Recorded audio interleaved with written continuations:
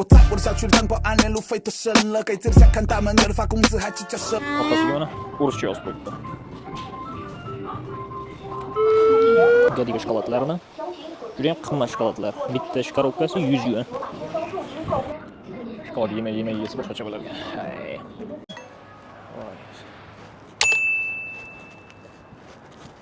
Assalomu alaykum hammaga. Bugun qiziqarli mavzulardan biri bo'lgan Xitoyda shokoladlar qanaqa bo'ladi? Ular o'zini milliy shokoladlari bormi yoki yo'qmi? Hamma shokoladlar eksport qilinadimi, import qilinadimi? Boshqa davlatlardan o'sha haqida ko'rib chiqamiz.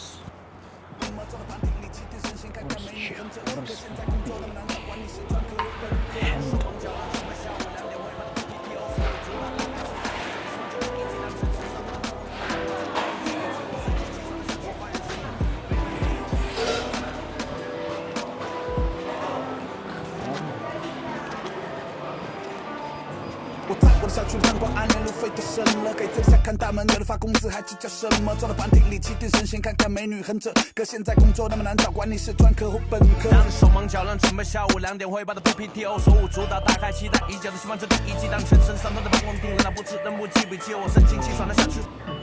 Hozir ko'ramiz bir ikkitasini. Bu yerda mana sneakers bor ekan. Kitayskiy sneakers bo'ladi.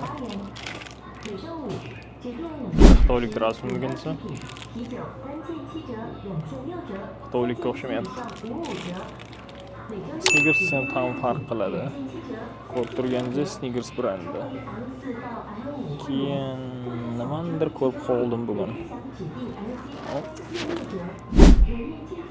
Alyonka bor ekan.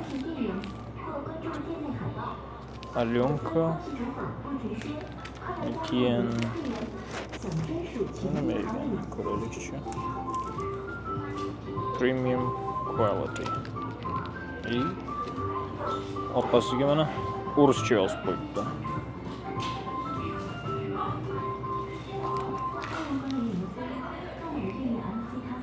Dark Extra.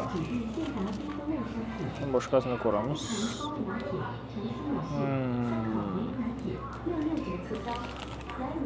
Belgiyaning Godivasi bor ekan.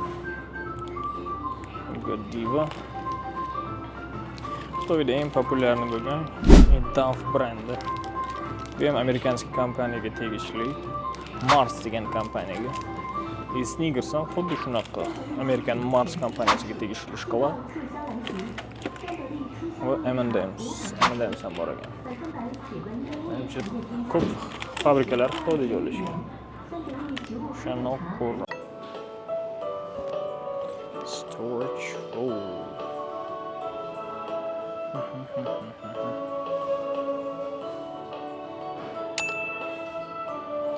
Ko'rib turganingizdek Godiva. Bu Godiva shokoladi Belgiyaniki, lekin zavodlar Xitoyda ham qurilgan. O'sha Belgiyaning shokoladlari, keyin M&M's brendi bor. M&M's ham hamma biladi. Bu ham amerikanskiy brend. Kinder shokoladi bor ekan. Bundan boshqa juda ko'rmayapman, chunki o'zini brendlaridan eng mashhuri Godiva shokoladlar. Belgiyaning brendi. Godiva shokoladlarini juda ham qimmat shokoladlar. Bitta shkorobkasi 100 yuan. Raffaello'ni boshqacha varianti.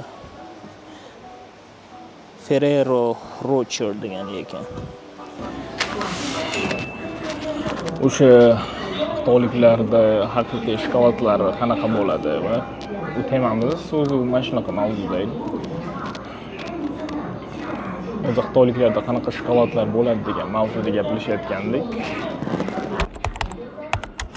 Shokolad yemay yesa boshqacha bo'lar ekan. Keyingi shokolad Godiva brendiga, ya'ni Belgiyaning shokoladi boshqacha bo'lishi kerak. Hop, yeb ko'ramiz.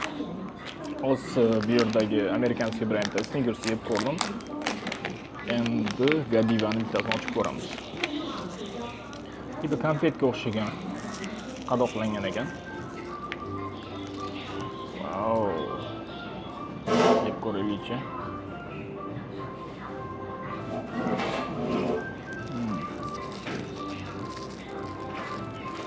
rostdan juda ham zo'r. Menimcha hozir Godiva shokoladi eng zo'r bo'lsa kerak deb o'ylayman. O'sha yeb ko'rgan ikkitani orasidagi. Endi ruslarda alyonkasini yeb ko'ramiz, qanaqa bo'lar ekan.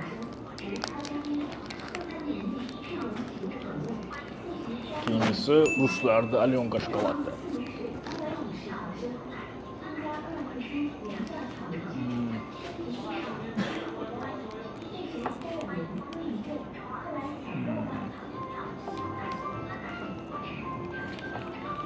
Menimcha Godiva yaxshiroq.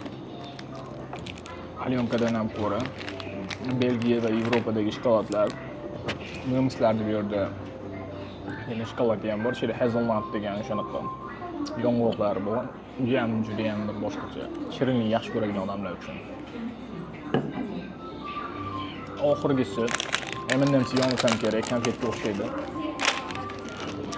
Daf shokoladini yeb ko'rishga harakat qilaman. Xitoyda eng mashhur, topilishi juda ham oson bo'lgan shokolad Daf. Orqasidan mana yozib qo'yibdi. Bugun kaloriya ham, shakarligi oshib ketdi. O'zim umuman shirinlik yemayman.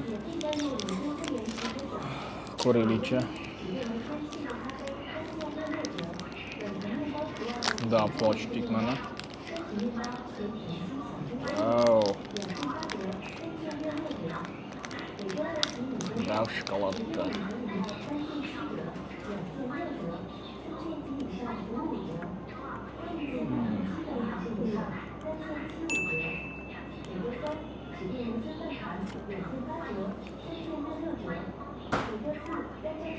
Hamsal boshqacha, lekin alyonka bilan deyarli bir xil levelda deb o'ylayman, ham darajada. Eng zo'ri bugungi shokoladlar orasida Belgiyani Godiva shokoladi deb o'ylayman.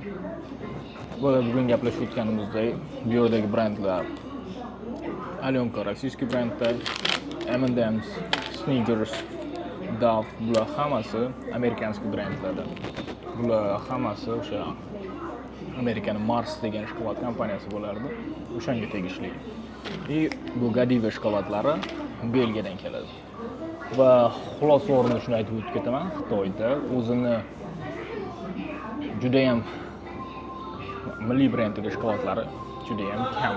Bo'lganda ham shakar darajasi juda ham ko'p. O'shaning uchun bu shokolad mashhur emas Xitoyda. Hammaga rahmat. 我在我的小区里当保安，连路费都升了，给自己家看大门，有人发工资还计较什么？坐到班厅里气定神